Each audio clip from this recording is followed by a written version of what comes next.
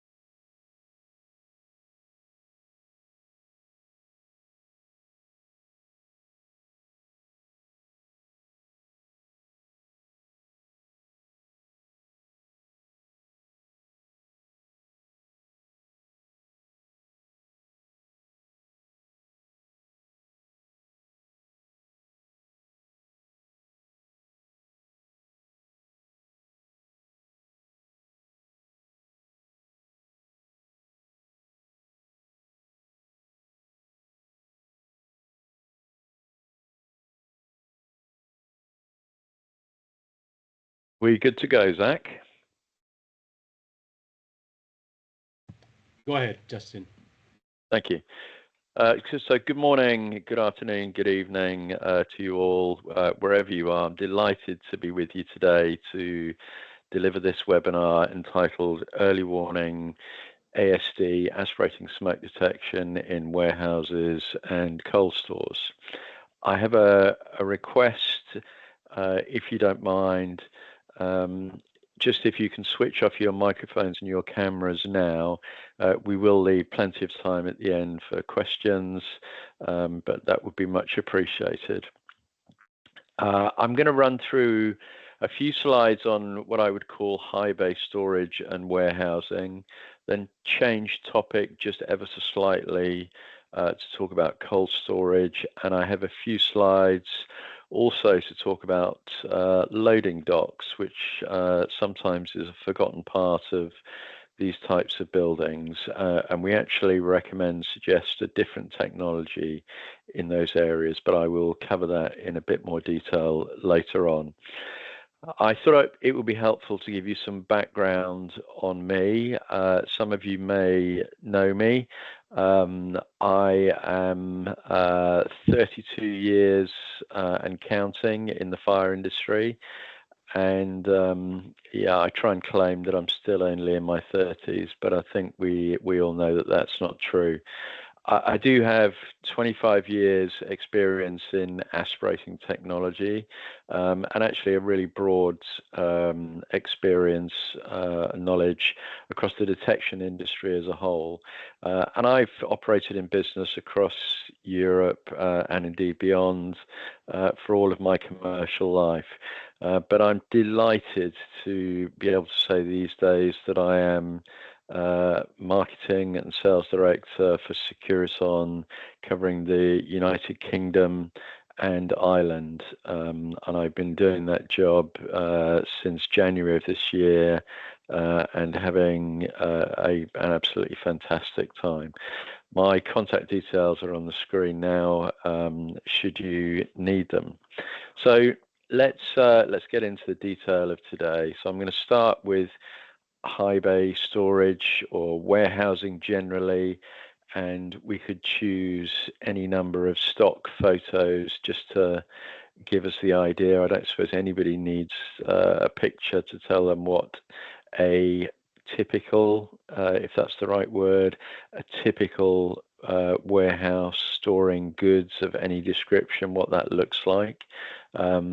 This is just one picked at random, but we'll all be aware of the detection challenges in environments like that. Not only are they extremely high, they can end up being fairly congested with the goods, the items that are stored within the warehouse.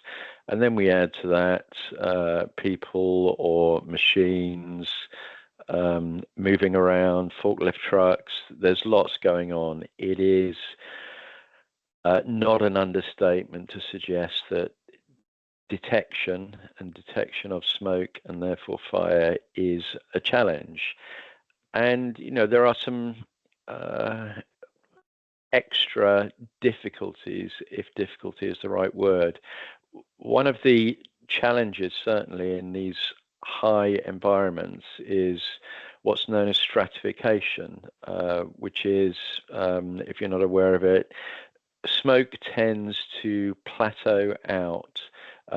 It, as you can see in this picture here, it rises to a certain height, and then it almost stops and starts to filter out to the left and to the right because there's not sufficient heat beneath to push the smoke up through the thermal barrier that's created. So this sort of building typically will tend to be warmer at the top and colder the lower down, and it creates this thermal barrier, and that smoke just does not push through and get to the really high point. So if I were to install a different form of detection technology, it might be that it takes a while for that smoke detection system to operate. A big benefit of aspirating, and I will show you a few examples, is the fact that we can, these red dots, hopefully you'll notice on the right hand side, these are installed, these are the sample points that are installed on the rise up with the pipework before it gets to the high points. We additionally have detection points, sample points at the top of this warehouse, but we have some on the rise up. That gives us a chance to catch the stratified layer of smoke. A second challenge, as I mentioned at the start there, is obstructions. These things by design are quite congested. Racks are populated with whatever goods are being stored. So they're quite congested environments, creating lots of obstructions. Smoke, wherever it starts, is going to have a hard time traveling, or at least traveling quickly to the ceiling or the high points. And then I suppose also in these environments, there's people moving, but maybe forklifts maybe being operated by people or perhaps automated. It creates challenges for, if you like, conventional forms of detection. Aspirating really can counter those. You can see just in this example here, I am sampling again at the top of the building, but I'm also sampling on the side. So I'm collecting that stratified layer of smoke if there is any.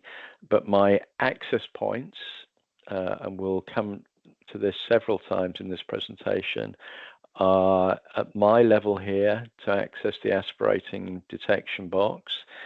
And then I have an access point at the far end of this particular sample tube. So I can do my maintenance from this far end and this convenient man or woman height area where the aspirating box is installed. I'm not having to get in this main area of the warehouse where there's lots going on, lots installed, and indeed access is difficult, if not quite impossible. So that's the point of this slide here. We talk about serviceability, And it's a real advantage of aspirating in these environments. The return on investment as far as maintenance is concerned. I'll show you in the slide just after this some real data comparing the costs of maintaining a point detection system as opposed to maintaining an aspirating system. And the benefits occur year in, year out. It really is the smart, sensible choice as far as the life cycle is concerned of a any building that looks a bit like this. This is a real example. We've taken this from an actual real job.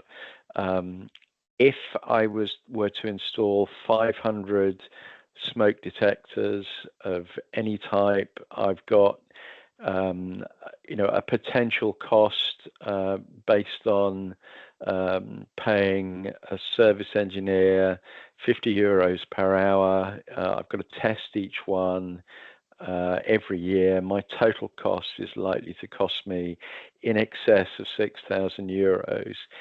If I turn that environment to be covered with aspirating smoke detection, I've still got my 510 sampling points to equate to the spot detectors, but I've only got, let's say, a maximum of 30 test points, branches of my sampling pipe. And again, I'm allowing 15 minutes per test point. My total cost has come down dramatically. And that's not just, once. That is every time that I'm conducting the maintenance process. It really is over the life cycle of a building. For an owner of a building, it is a huge potential saving. The other really key thing as well with storage and warehousing, the items that are stored, it's a real harm to that business. The consequential loss in terms of not being able to deliver whatever the items are, the goods, the business interruption is a massive concern. And I know, having spoken to a number of warehouse operators over the years, maybe their argument is that they have multiple facilities, and so therefore the risks are shared across different buildings. But it's that the data doesn't really support that. The loss of a building, even if it's not a total loss, even if it's just a partial loss, and goods, not only are the goods destroyed, but they can't be delivered, they can't be servicing their customers, it affects a business. And it affects it on day one after an incident, and it will continue to affect it. It's business disruption, business interruption is a real major concern. So having really good, reliable early warning detection is a real advantage in these areas. I talked about stratification, so I won't mention that again, but the serviceability really is key. If I'm to, in this example, this picture here, if I'm to try to conduct maintenance in that area once it's fully populated with its goods and services, it's tricky. Some would say it's also quite dangerous, even on a lift as shown in the picture there, but it's also disruptive. And that to me is a key thing as well.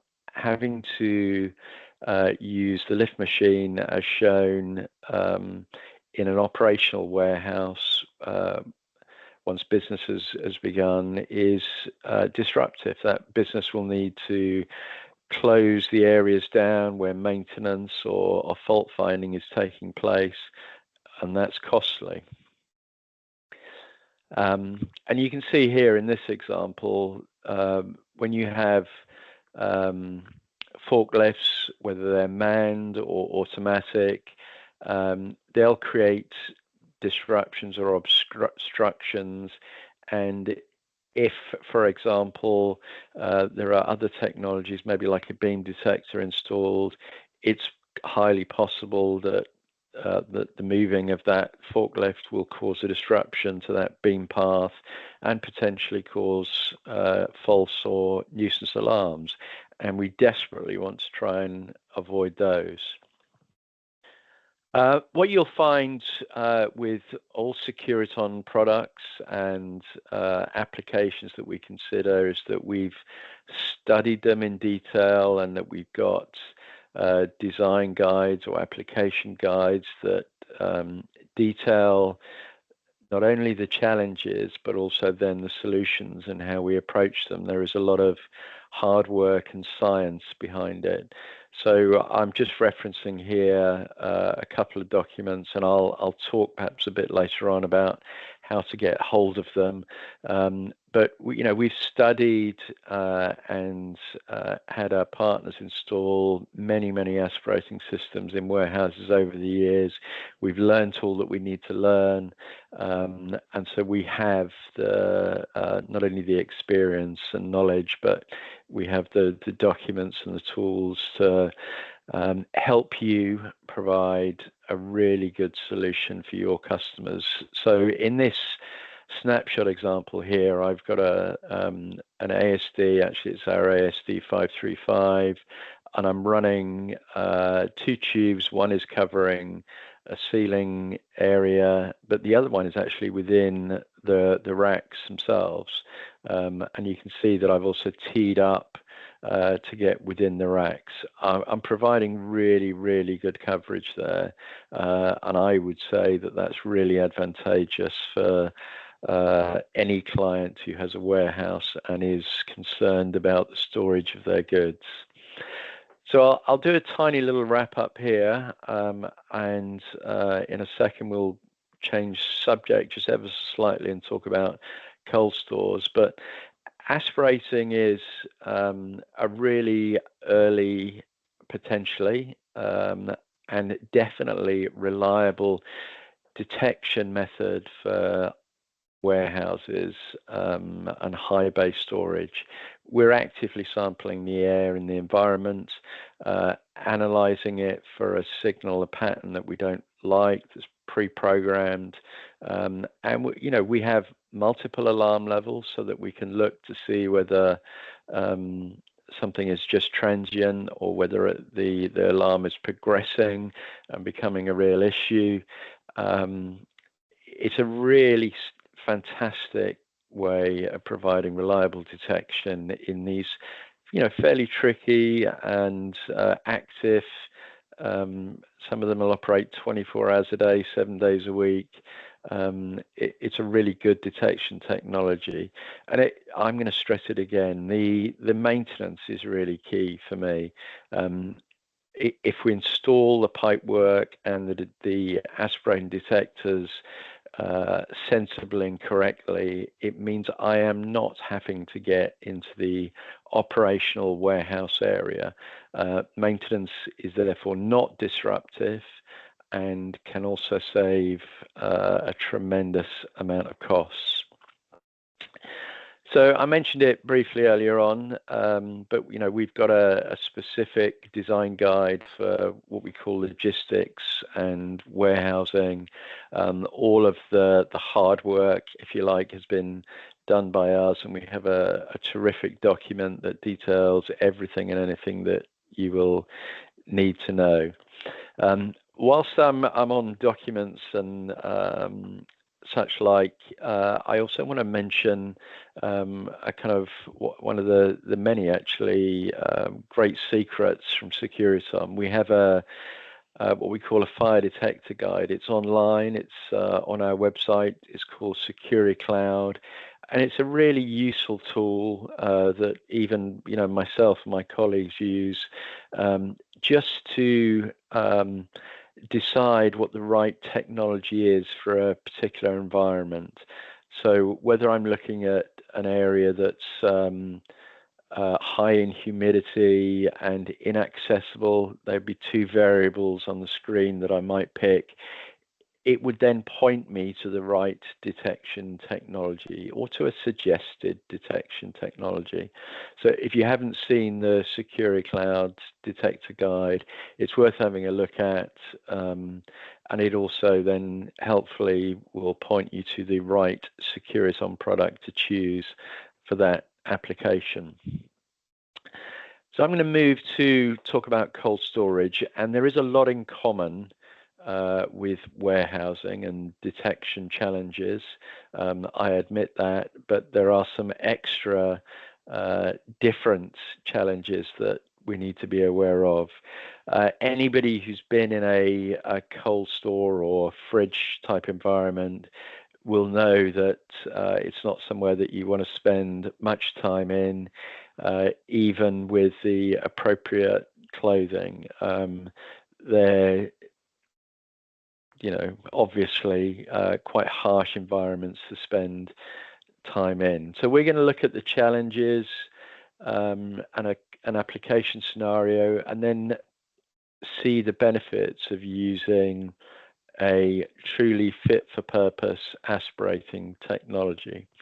The risks that we have in these environments are similar, or in fact the same as in, let's say, an ordinary warehouse. We've got items packaged within the cold store, the fridge environment.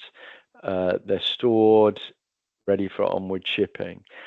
The added difficulty or danger, I would say, within a cold store environment is plenty of packaging material, and also the fact that the freezer cold stores are exceptionally dry areas, and the dryness will exacerbate the potential for a potential fire scenario. It's also an environment that probably has lots of conveyor belts and forklifts, so there's potential with either of those to cause an issue or something that will actually begin the process of a fire. So cold stores are potentially very difficult and dangerous environments. We've got quite a few case studies. We've done many cold stores over the years, and obviously there can be many different causes in this particular one, and there is a video that we can watch, but I'm not going to show it today. We can make that available to you if you want it. This particular fire was started by welding sparks. And it only obviously takes a spark, a very tiny spark, in an environment like a cold store. As I say, in these cold, dry environments, they are a bit like a tinderbox. We have to be exceptionally careful. And the challenges, as I mentioned, are similar to warehouses. So they tend to be very large open spaces. We've got a lot of goods stored, we've got moving vehicles, and we're going to get the issue of stratification.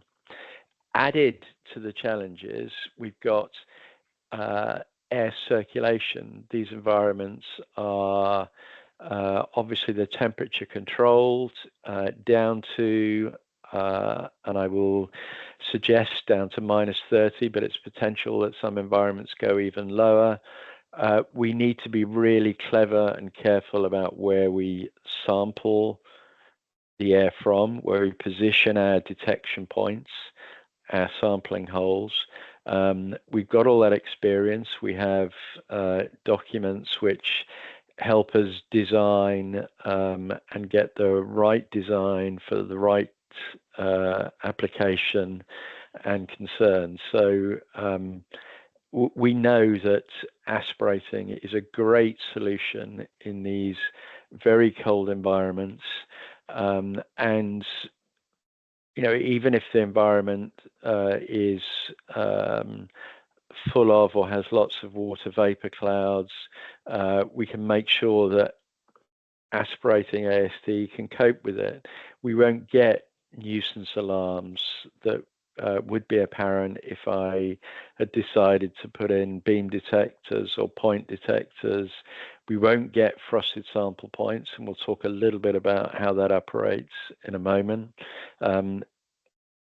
The challenges that we've seen and we now know are apparent within these areas just mean that some detection technologies just aren't fit for purpose.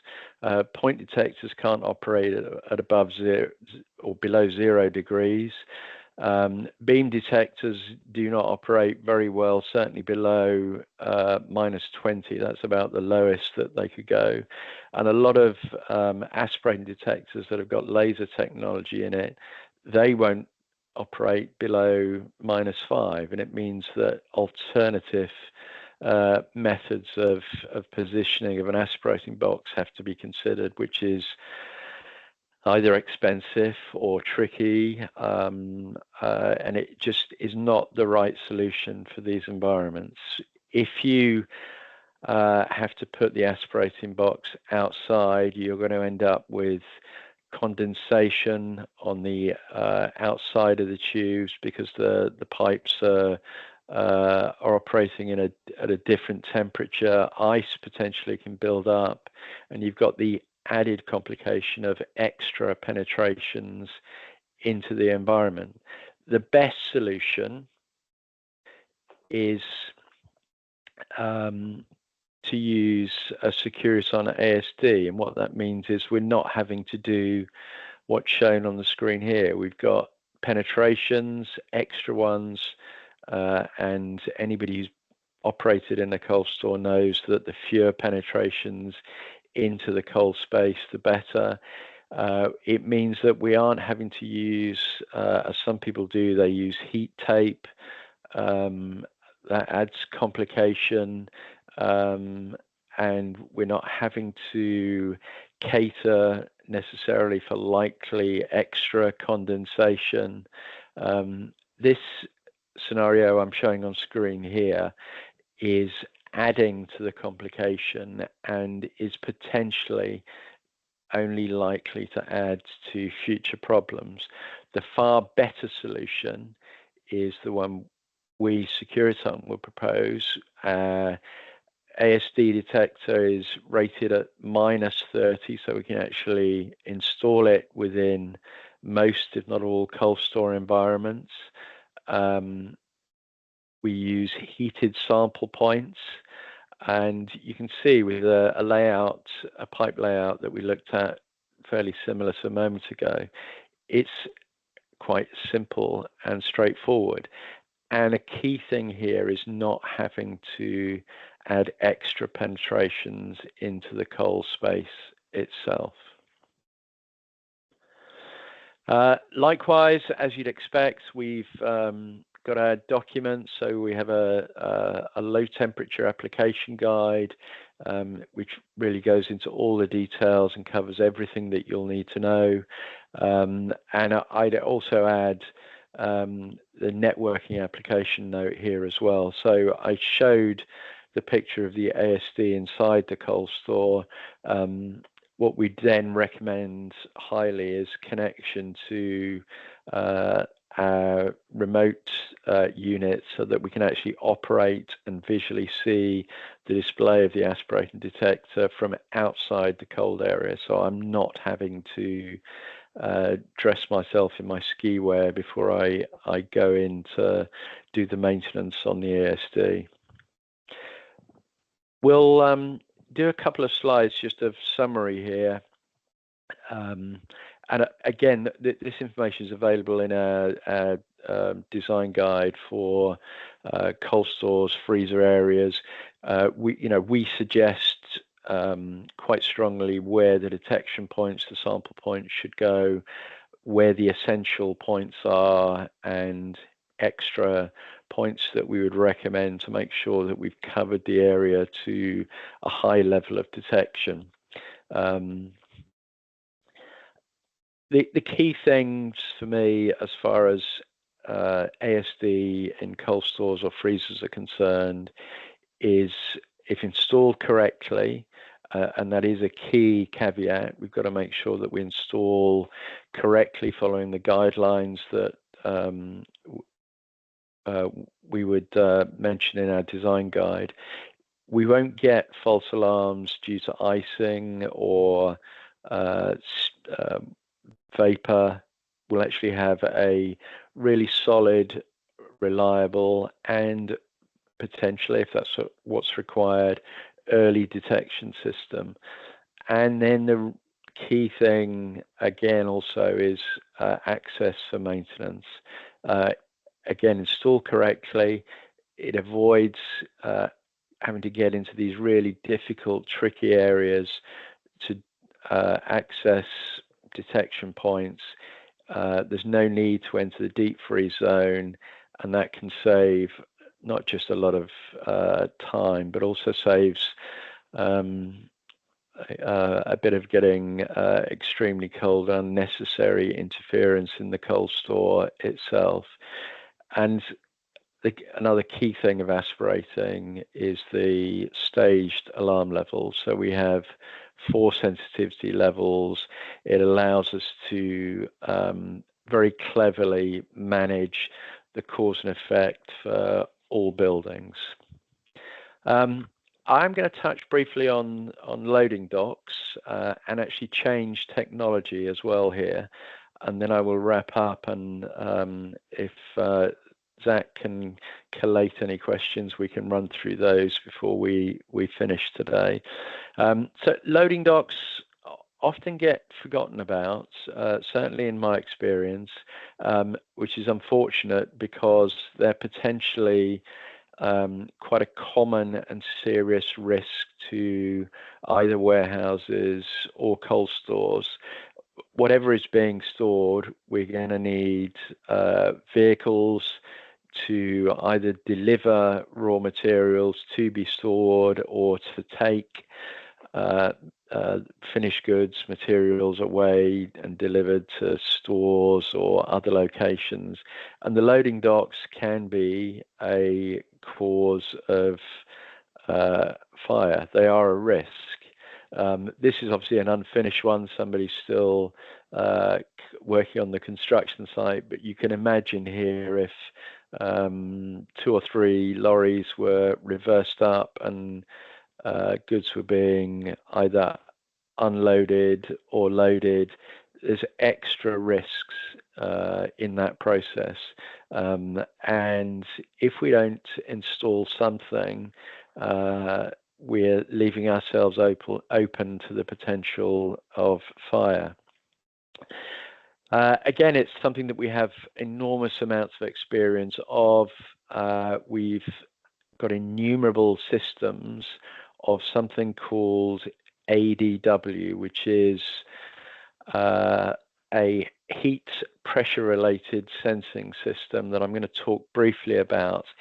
If you haven't seen of it or heard of it before, we can provide you with a wealth of information. I'm not intending for this session to be at all exhaustive in describing it, but it is a near unique, or certainly unique in my experience, heat detection system based on pressure sensing. It really is extremely clever and actually very simple to install and set up. And we've used it in all sorts of areas.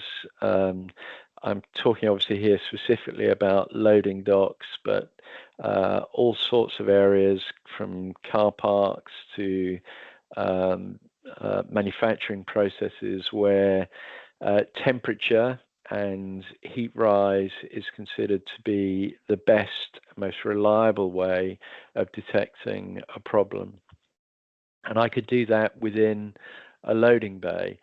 One of the key things, and there are actually many with ADW, so we're monitoring for temperature changes, but that it's immune to dust, dirt, moisture, lightning, anything that might potentially cause anything else to alarm unnecessarily.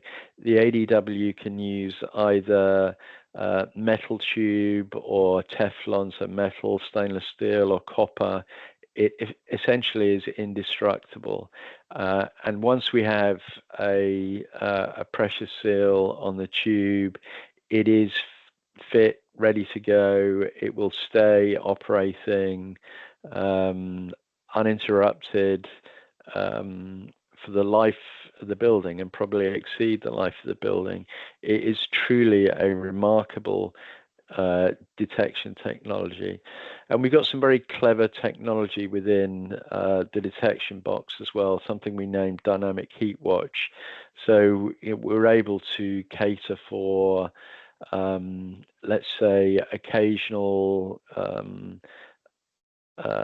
small increases in heat. We can filter out for small events that we know aren't typical events. And if I compare ADW to what I'd call a typical rate of rise system, there is no comparison. We've got a truly remarkable and incredibly reliable, robust system.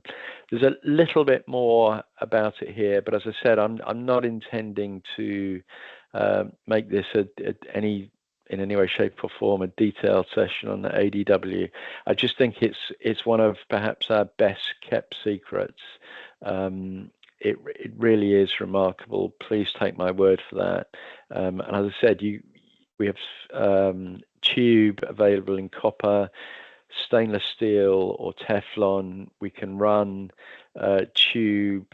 I think in metal we can run it up to 140 meters in a single length, and we can run two tubes from a two-tube system up to a total of 200 meters of tube.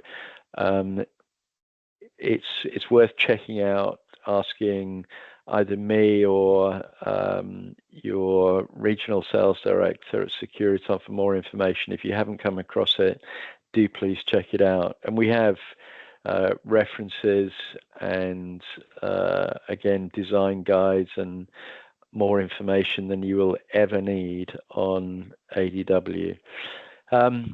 That's about me done, and I think I've left sufficient time for a few questions.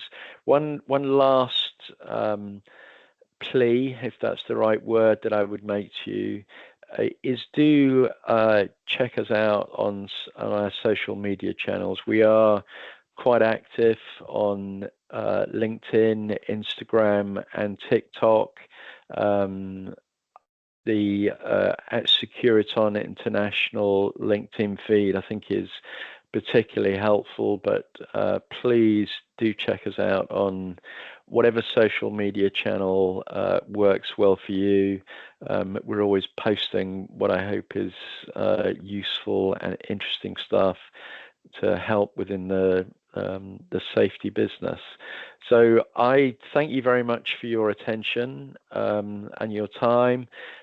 Do please reach out if you need any further information. I'm going to pause for a second and see if there are any questions. Justin, I've got a few questions, and the first one is ADW linear heat detection system suitable to be used in a cold storage warehouse area?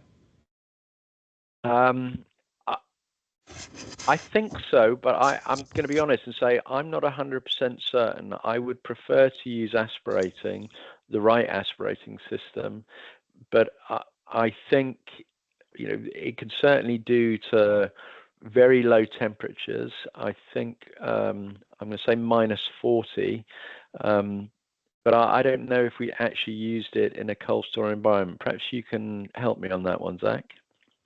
Yes, we have used it in certain areas. So yes, we can use it in a cold storage warehouse area. Yes. Thank you. Okay.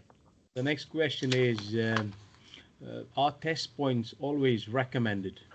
Yeah, I would. And in fact, I was having a conversation with somebody yesterday. He'd been to a building, a very high building. It was a warehouse where the installer had ended the pipe up at the ceiling level, and he was flabbergasted. He was mortified that they hadn't bothered just to run an extra total of 12 to 14 meters of pipe on each pipe down to a test point.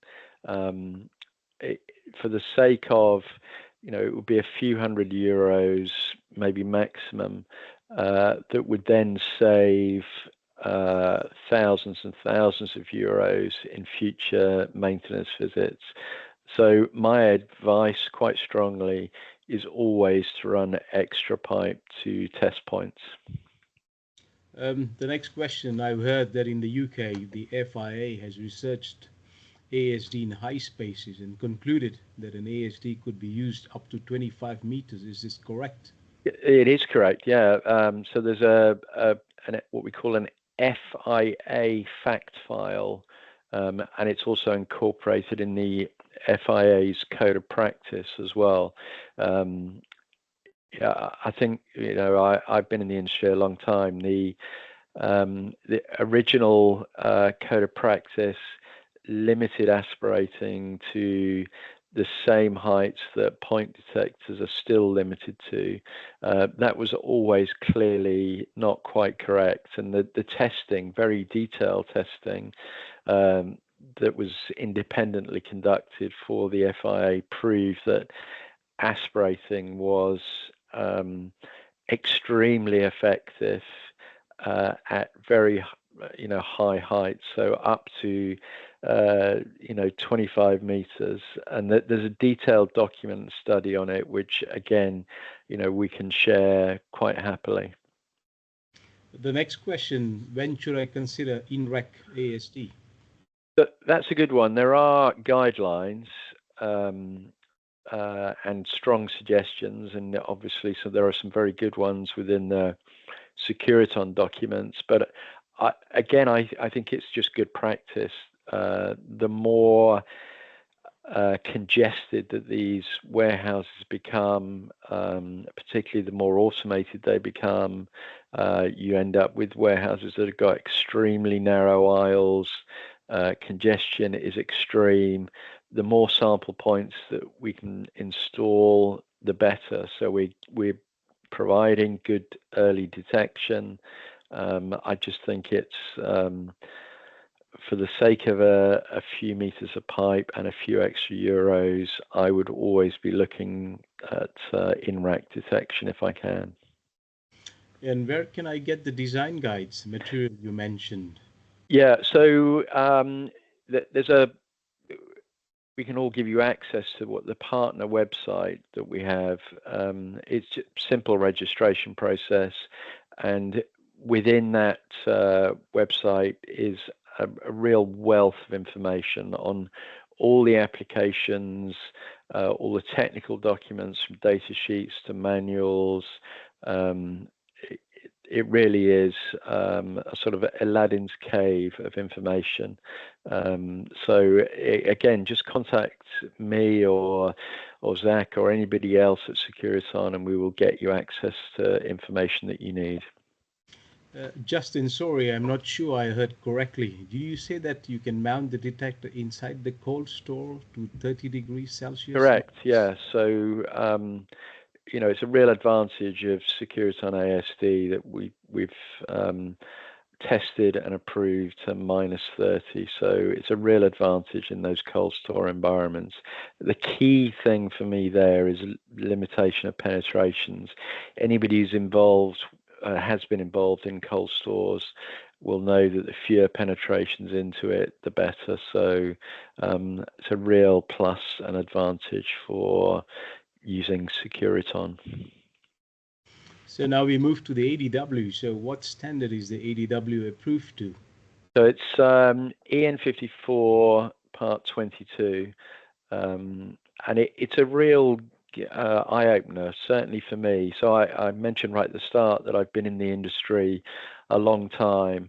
I'd never really considered anything like ADW before. I'm not sure, and maybe somebody in the audience can correct me if I'm wrong, but I'm not sure I've seen anything like it. We do test it and approve it to EN54 Part 22, as I said, but it really is a truly remarkable piece of kit and technology. So if you haven't seen it or used it, please reach out and we'll provide you with some information. It truly is fabulous. What are the tube types for ADW and what are the maximum lengths? Yeah, so I think I briefly mentioned it. So we've copper, steel, and Teflon are the three that we provide, and the two metal ones, copper and steel, the maximum single length is 140 meters. With Teflon, it's 125, I believe. I might have to check that, but I'm sure that's right.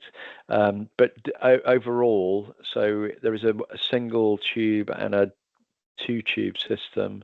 Whatever we do, our maximum tube run is total no more than 200 meters.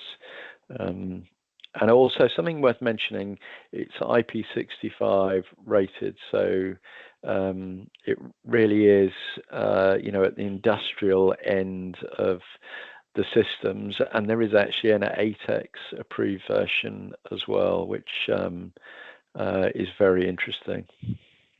Next question is the ADW limited to the heights associated with typical point hit detection in accordance with British Standard 5839?